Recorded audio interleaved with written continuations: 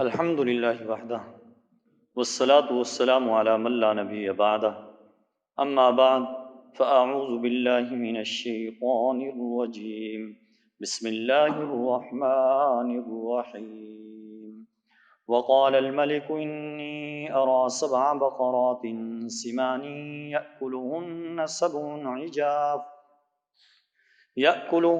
7 عجاف و7 سنبلات خضر وأخر يابسات يا أيها الملأ أفتوني في رؤياي إن كنتم للرؤيا تعبرون صدق اللہ العظیم۔ آج ہم اپنے درس قرآن کا آغاز سورہ یوسف کی آیت نمبر 43 سے کر رہے ہیں۔ اللہ تبارک و تعالی ارشاد فرماتے ہیں وقال الملک، اور بادشاہ نے کہا انی ارى 7 بقرات سمان، میں نے دیکھی ہیں 7 گائیں موٹی، یأکلہن 7 عجاف، جن کو کھا رہی ہیں 7 گائیں دبلی، و7 سنبلات خضر، اور 7 بالیاں ہری بھری، وَأُخَرَ يَابِسَاتٍ، اور 7 بالیاں خشک۔ یا ایہا الملأ، اے درباریو، افتونی فی رؤیایا، تم مجھے میرے خواب کی تعبیر بتلاؤ، ان کنتم للرؤیا تعبرون، اگر تم خواب کی تعبیر جانتے ہو۔ حضرت یوسف علیہ السلام قید خانے کے اندر تھے، اور جو یوسف علیہ السلام نے 2 آدمیوں کو تعبیر بتلائی تھی جیل کے اندر، ان میں سے جو رہائی پانے والا تھا اس سے یہ فرمایا تھا کہ بادشاہ کے سامنے میرا ذکر کرنا، میرا تذکرہ کرنا، لیکن اس کو یاد نہ رہا، اس نے بادشاہ کے سامنے حضرت یوسف علیہ السلام کا ذکر نہ کیا۔ آخر ایسا ہوا کہ مصر کا جو اس وقت کا بادشاہ تھا اس نے خواب دیکھا۔ خواب یہ دیکھا کہ 7 گائیں ہیں موٹی تازی، جن کو 7 گائیں کھا رہی ہیں جو دبلی ہیں، اور 7 بالیاں اچھے ہیں جو ہرے بھرے ہیں، اور اس کے علاوہ 7 خوشے ایسے ہیں جو کہ خشک ہیں۔ جب اس نے خواب دیکھا، خواب دیکھنے کے بعد جو اس کے درباری تھے، سردار تھے، قریبی تھے، ان سے کہا کہ مجھے میرے خواب کی تعبیر بتلاؤ، میں نے یہ خواب دیکھا ہے، اگر تم خواب کی تعبیر جانتے ہو تو مجھے اس کی تعبیر بتلاؤ۔ لیکن بات یہ ہے کہ اللہ تبارک و تعالی جب کسی کام کو کرنا چاہتے ہیں تو اس کے لیے حالات کو سازگار اللہ رب العزت خود ہی بناتے ہیں۔ انسان کچھ اور سوچ رہا ہوتا ہے، لیکن اللہ تبارک و تعالیٰ کی تقدیر کچھ اور کر رہی ہوتی ہے۔ انسان کی تدبیر کچھ اور ہوتی ہے، اللہ کی تقدیر کو کچھ اور ہی منظور ہوتا ہے، اور جو بھی اللہ رب العزت انسان کے لیے کرتے ہیں وہ بہتر ہوتا ہے۔ تو حضرت یوسف علیہ السلام نے اسے کہا تھا کہ میرا تذکرہ کرنا بادشاہ کے سامنے، لیکن وہ تذکرہ کرنا بھول گیا۔ تو بادشاہ نے جب یہ خواب دیکھا اپنے درباریوں سے کہا کہ مجھے اس خواب کی تعبیر بتلاؤ اگر تم تعبیر کو جانتے ہو۔ قالوا اضغاث احلام، اس کے درباری اور سردار کہنے لگے یہ پریشان کن خیالات ہیں کہ ان خوابوں کی کوئی حقیقت نہیں ہے، جو انسان دن کے اندر کرتا ہے وہی رات کے وقت انسان کے ذہن پہ سوار ہو جاتی ہیں، وہی باتیں خواب کے اندر آتی ہیں۔ وما نحن بتأویل الاحلام بعالمین، اور ہم خوابوں کی تعبیر کو جانتے نہیں ہیں۔ ایک تو انہوں نے یہ کہا کہ یہ جو خواب ہے یہ ایسا ہی ہے، یہ پریشان کن خیالات ہیں، جو منتشر خیالات تھے وہی خیالات رات کو انسان کے ذہن پہ سوار ہو جاتے ہیں۔ دوسری بات انہوں نے یہ کہی کہ ہمیں خوابوں کی تعبیر کا علم بھی نہیں، ہم جانتے نہیں ہیں خوابوں کی تعبیر۔ اور دوسرا انہوں نے یہ کہا، دوسرا مطلب اس کا یہ بھی بنتا ہے کہ جو خواب ہوتے ہیں ان کی کوئی حقیقت نہیں ہوتی، ان کی کوئی تعبیر ہوتی نہیں ہے، وہ یہ سمجھ رہے تھے۔ وَقَالَ الَّذِي نَجَا مِنْهُ مَا وَدَّكَرَ بَعْدَ أُمَّةٍ، اور کہا اس نے جو ان دو قیدیوں میں سے رہائی پا گیا تھا، اسے یوسف علیہ السلام یاد آئے ایک عرصے بعد، انا انبئکم بتأویلہ فارسلون، میں تمہیں اس کی تعبیر بتلاتا ہوں، تم مجھے قید خانے بھیجو۔ جیسے ہی بادشاہ نے تعبیر پوچھی، درباری عاجز آگے، درباری جواب دے گئے، سردار سارے کے سارے کہنے لگے کہ اس خواب کی کوئی تعبیر نہیں، ہمیں تعبیر کا علم نہیں۔ لیکن وہ جو ساقی تھا، جو بادشاہ کو شراب پلایا کرتا تھا، بادشاہ کو مشروب پیش کیا کرتا تھا، اور یوسف علیہ السلام نے جسے کہا تھا کہ میرا تذکرہ کرنا، اور وہ بھول گیا تھا، اس کو یاد آیا، اس نے بھی وہ خواب سنا بادشاہ کا، اس کو یاد آیا کہ ایک تعبیر دینے والا تو قید کے اندر ہے، بڑا نیک آدمی۔ تو اس نے کہا یہ جو خواب ہے نا، اس کی تعبیر میں تمہیں ابھی بتلاتا ہوں، لیکن مجھے ذرا قید خانے جانے دو۔ قید خانے کے اندر ایک قیدی موجود ہے جو کہ خوابوں کی اچھی تعبیر جانتا ہے۔ اور حضرت عبداللہ بن عباس رضی اللہ تعالیٰ عنہما فرماتے ہیں کہ یہ قید شہر سے باہر تھی، اس لیے اس نے کہا کہ مجھے ذرا قید خانے جانے دو، ذرا دور تھی۔ اور قرآن کریم کوئی قصے کہانیوں کی کتاب نہیں ہے، بلکہ قرآن کریم تو عبرت والی کتاب ہے، نصیحت والی کتاب ہے۔ قرآن کریم تو موعظہ ہے، نصیحت ہے، ذکرہ ہے، اور قرآن کریم ہدایت والی کتاب ہے۔ قرآن کریم قصہ بقصہ بیان نہیں کرتا۔ اب دیکھیں یہاں پہ جو بات آئی، اس نے کہا کہ مجھے بھیجو، آگے پھر وہ گیا، کیسے گیا؟ قرآن کریم نے اس بات کو بیان نہیں کیا، کیونکہ کوئی قصہ سنانا مقصود نہیں ہے۔ جو بات انسان خود بخود سمجھ لے، قرآن کریم اس کو چھوڑ دیتا ہے، کہ اگلی بات خود بخود سمجھ میں آ سکتی ہے کہ وہ قید خانے پہنچا۔ جیسے ہی قید خانے پہنچا، یوسف ایھا الصدیق، اس نے جا کے کہا یوسف اے سچے۔ اور پچھلی بات سے یہ بات بھی معلوم ہوئی، پچھلی آیات سے، کہ خواب جو ہے وہ ہر خواب سچا نہیں ہوتا اور ہر خواب جھوٹا بھی نہیں ہوتا۔ اور یہ بات بھی معلوم ہوئی کہ کبھی کبھی خواب جو ہے کافر اور فاسق فاجر کا بھی سچا ہو سکتا ہے، جیسے کہ ابھی بادشاہ نے خواب دیکھا، تو اس لیے وہ قید خانے پہنچا اور جا کر کہا یوسف ایھا الصدیق، یوسف اے سچے۔ اللہ اکبر۔ انبیاء علیہ السلام سچے ہی ہوتے ہیں، پاک باز ہی ہوتے ہیں۔ انبیاء علیہ السلام بالکل سچے اور پکے لوگ ہوتے ہیں۔ اور سچا کسے کہا جاتا ہے؟ صدیق کسے کہا جاتا ہے؟ جو قول کا بھی سچا ہو، جو فعل کا بھی سچا ہو، اسے صدیق کہا جاتا ہے۔ جس کی بات بھی ایک ہو اور جس کا عمل بھی ایک ہو، اسے سچا اور صدیق کہا جاتا ہے۔ بات کچھ اور ہو، عمل کچھ اور ہو، عمل کچھ اور ہو، بات کچھ اور ہو، تو یہ قابل غور بات ہے۔ تو اس لیے صدیق اسے کہا جاتا ہے جس کی بات بھی سچی ہو اور جس کا عمل بھی سچا ہو، بات کا بھی پکا ہو اور عمل کا بھی پکا ہو، اسے صدیق کہا جاتا ہے۔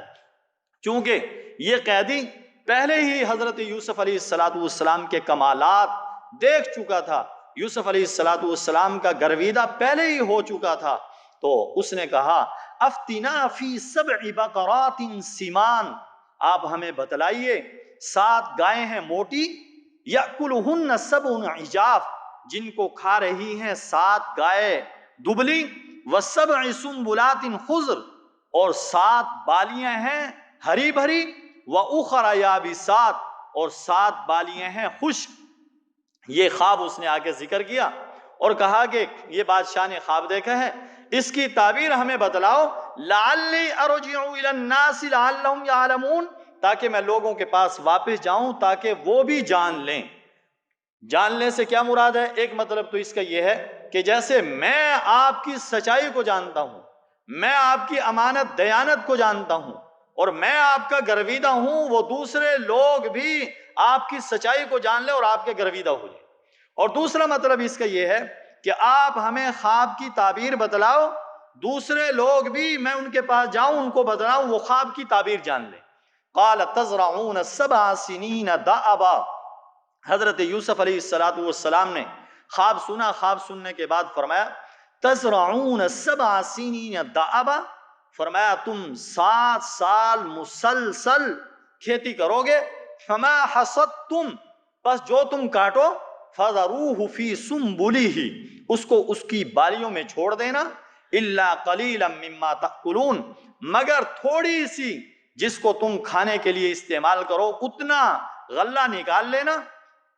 یہ حضرت یوسف علیہ السلام خواب کی تعبیر بتلانے سے پہلے حضرت یوسف علیہ السلام نے ایک تدبیر بتلائی کہ خواب جو ہے اس کی تعبیر ابھی نہیں بتلائی.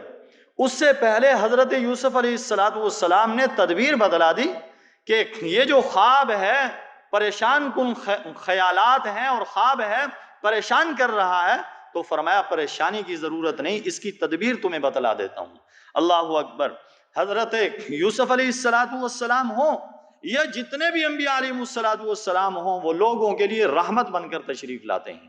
تو اس لیے حضرت یوسف علیہ السلام ہوں یا ہمارے پیغمبر حضور علیہ السلام ہوں، سارے کے سارے لوگوں کو دنیاوی مصائب اور آفات سے بھی بچانے کا سامان کرتے ہیں اور آخرت کی آفات، مصیبتوں اور حوادث سے بچانے کا بھی انتظام کرتے ہیں اور انہیں تدبیریں بتلاتے ہیں. تو حضرت یوسف علیہ السلام نے فرمایا کہ یہ جو خواب ہے اس کی تدبیر پہلے بتلائی کہ فرمایا کہ تم 7 سال مسلسل کھیتی کرو گے. فما حصدتم، فرمایا جو کھیتی تم کاٹو گے، تو فرمایا کاٹنے کے بعد فرمایا ایسا کرنا اس کو بالیوں کے اندر ہی چھوڑ دینا. ہاں جتنی تمہیں ضرورت ہے کھانے کے لیے استعمال کرنی ہے اتنی نکال لینا، باقیوں کو خوشے کے اندر اور کے اندر ہی چھوڑ دینا. اس طریقے سے وہ غلہ جو ہے وہ خراب نہیں ہوگا. اور وہ بات جو قرآن کریم نے 14 صدیاں پہلے کہی، حضرت یوسف علیہ السلام نے جو بات ارشاد فرمائی، آج کی تحقیق نے یہ بات ثابت کی کہ اگر گندم کو بالیوں کے اندر، خوشوں کے اندر رکھا جائے تو اسے گھن نہیں کھاتی. تو آج جو بات تاریخ سے یا آج جو بات سائنس نے ثابت کی ہے وہ قرآن کریم نے 14 صدیاں پہلے مسلمانوں کو اور ایمان والوں کو، انسانوں کو بتلا دی ہے. تو حضرت یوسف علیہ السلام نے یہ تدبیر بتلائی. ثم یأتی من بعد ذلک، فرمایا پھر اس کے بعد تمہارے پاس 7 سخت سال آئیں گے. یأکلن ما قدمتم لہن الا قلیلا مما تحسنون، فرمایا وہ کھا جائیں گے ان کو جو تم نے ان کے لیے ذخیرہ کر رکھا تھا. الا قلیلا مما تحسنون، مگر تھوڑا سا غلہ جو تم بیج کے لیے محفوظ کرو گے. یہ حضرت یوسف علیہ السلام نے خواب کی تعبیر بتلائی کہ وہ جو 7 موٹی تازی گائے تھی اور 7 سبز ہریالی والی جو بالیاں تھی، اس سے مراد حضرت یوسف علیہ السلام نے یہ لیا کہ 7 سال تو خوشحالی کے آئیں گے. اللہ تبارک و تعالیٰ کی طرف سے بہت زیادہ پیداوار ہوگی، غلہ بہت زیادہ ہوگا. 7 سال ایسے آئیں گے جن کے اندر خوشحالی آئے گی اور غلہ آئے گا. اللہ تبارک و تعالیٰ کی طرف سے زمین کے اندر بہت زیادہ غلہ ہوگا. اور پھر اس کے بعد جو 7 دبلی پتلی گائیں اور 7 خشک بالیاں، ان سے مراد ان کی تعبیر یہ بتلائی. فرمایا اس کے بعد پھر 7 سال قحط کے آئیں گے. اس کے بعد 7 سال قحط پڑے گا.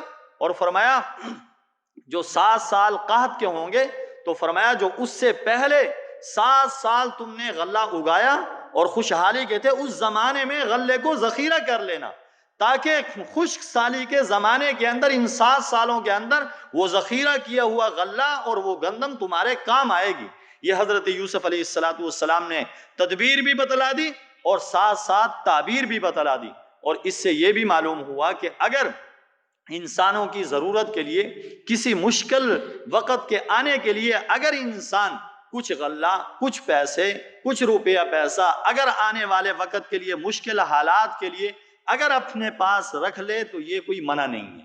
یہ توکل کے اور تقوی کے خلاف نہیں ہے کہ اگر کوئی ہو وہ کہے صوفی کہ بھئی یہ کیا ہو رہا ہے، جو 7 سالوں کے اندر پہلے کھلا سکتا رب وہ خوش سالی کے زمانے میں بھی کھلا سکتا ہے، لہذا رکھنے کی کیا ضرورت ہے؟ نہیں، قرآن کریم نے اور اس عمل نے یہ بتلایا کہ اگر کوئی آدمی مشکل حالات کے لیے، پریشان حالات کے لیے، کہ کیا پتہ مستقبل کے اندر کوئی حالات آ جائیں، اس کے لیے اگر کچھ غلہ ہے یا کوئی اور سامان ہے یا روپیہ پیسہ ہے، اگر کچھ ذخیرہ کر لے تو یہ ذخیرہ اندوزی کے اندر داخل نہیں ہے، اور یہ کوئی منع نہیں ہے، یہ تقوی کے خلاف نہیں ہے، اور یہ بزرگی کے خلاف بھی نہیں ہے، بلکہ یہ قرآن کریم سے ثابت ہے۔ ثم یأتی من بعد ذلک عام فیہ یغاث الناس وفیہ یعصرون، پھر اس کے بعد ایک سال ایسا آئے گا جس کے اندر لوگوں پر خوب بارش ہوگی اور اس کے اندر وہ انگور کا شیرہ نچوڑیں گے۔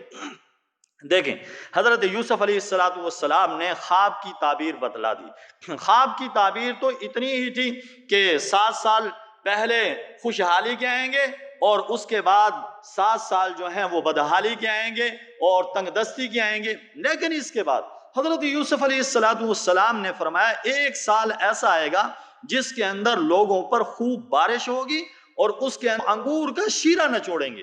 یہ کس طرح حضرت یوسف علیہ السلام نے یہ بات کس طرح ارشاد فرمائی؟ تو اس کا ایک جواب تو یہ ہے کہ حضرت یوسف علیہ السلام کو یہ بات اللہ تبارک و تعالیٰ نے وحی کے ذریعے سے بتلائی، اس سال والی بات۔ اور دوسرا اس کا جواب یہ ہے کہ حضرت یوسف علیہ السلام نے یہ جو ارشاد فرمایا کہ اس کے بعد 14 سالوں کے بعد جو ایک اور سال آئے گا، یعنی 15واں سال، اس کے اندر بارش خوب ہوگی، وہ اس وجہ سے کہ یہ عادت اللہ ہے، عادت ہے کہ جب 7 سال خشک سالی کے آئیں تو پھر اس کے بعد 1 سال اللہ تبارک و تعالیٰ کی طرف سے خوشحالی کا آتا ہے، جس کے اندر لوگوں کے لیے بہت زیادہ بارشیں ہوتی ہیں۔ تو اس عادت کو دیکھتے ہوئے حضرت یوسف علیہ السلام نے یہ بات ارشاد فرمائی۔ وقال الملک ائتونی بہ، بادشاہ نے کہا اس کو میرے پاس لاؤ۔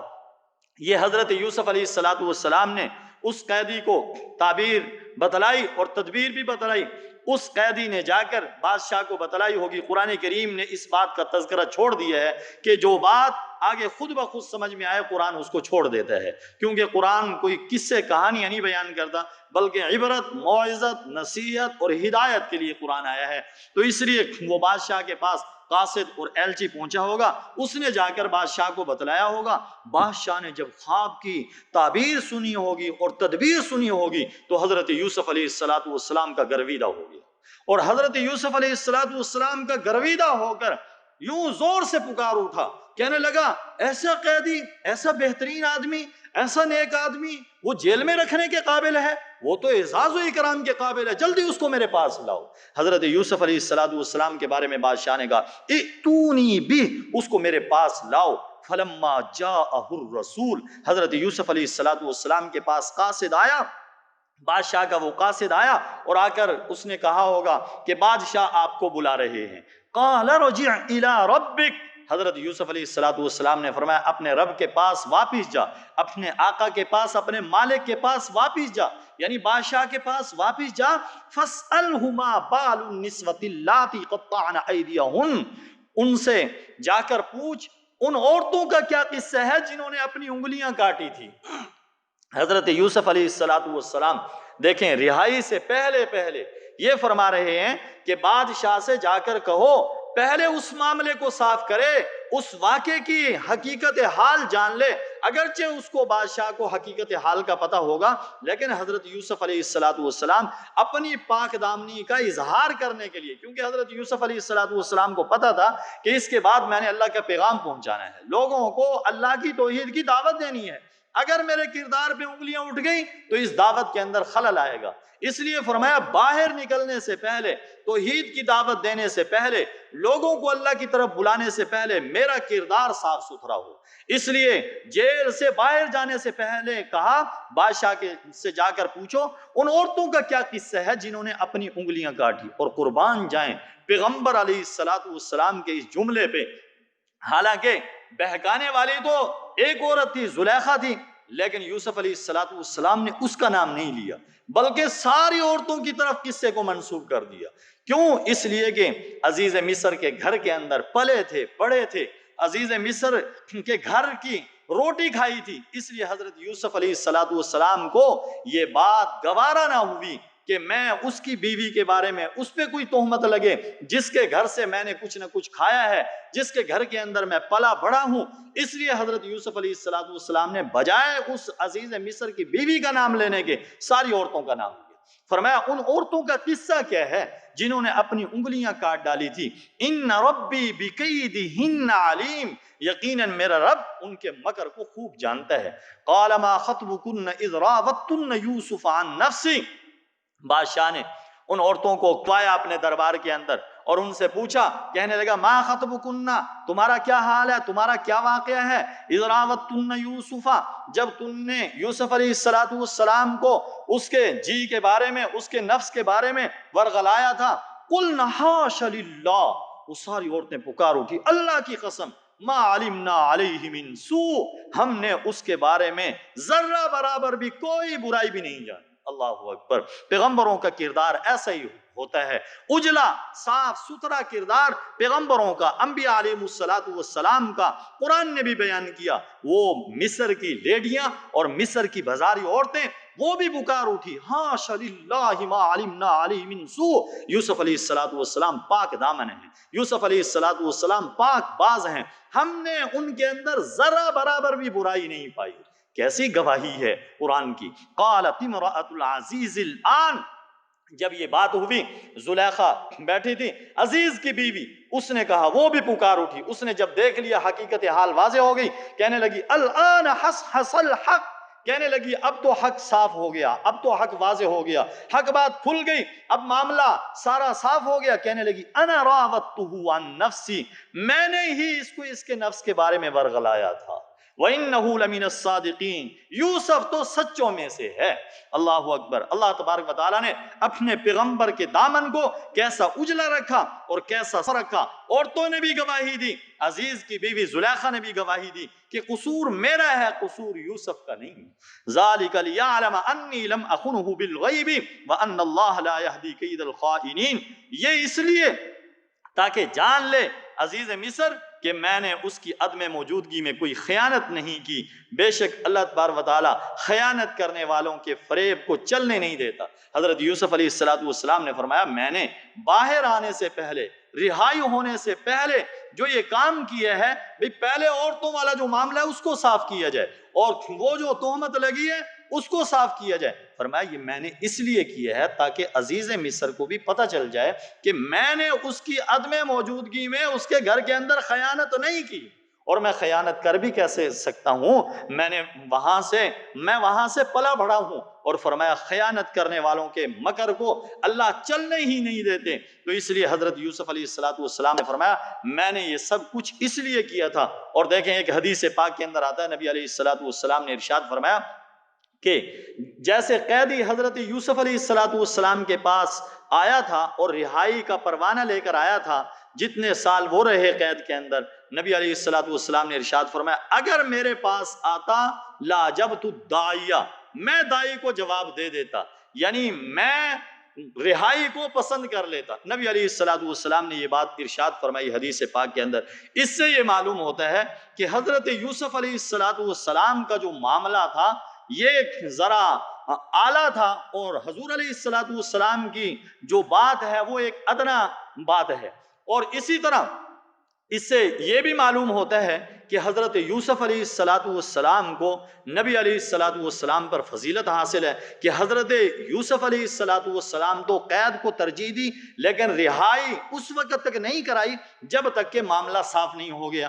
تو اس کا ایک جواب تو یہی ہے کہ اگر یوسف علیہ السلام کو ایک جزوی فضیلت حاصل ہو گئی تو جزوی فضیلت کی وجہ سے کلی فضیلت تو محمد الرسول اللہ صلی اللہ علیہ وسلم کو حاصل ہے. اور ایسا ہو سکتا ہے کہ کسی ایک نبی کو دوسرے نبی پر جزوی فضیلت حاصل ہو، لیکن کلی فضیلت وہ حضور اکرم صلی اللہ علیہ وسلم کو حاصل ہے. اور دوسرا جواب یہ ہے کہ حضرت یوسف علیہ السلام نے عزیمت پہ عمل کیا، استقامت پہ عمل کیا، اور حضور اکرم صلی اللہ علیہ وسلم نے رخصت پہ عمل کیا.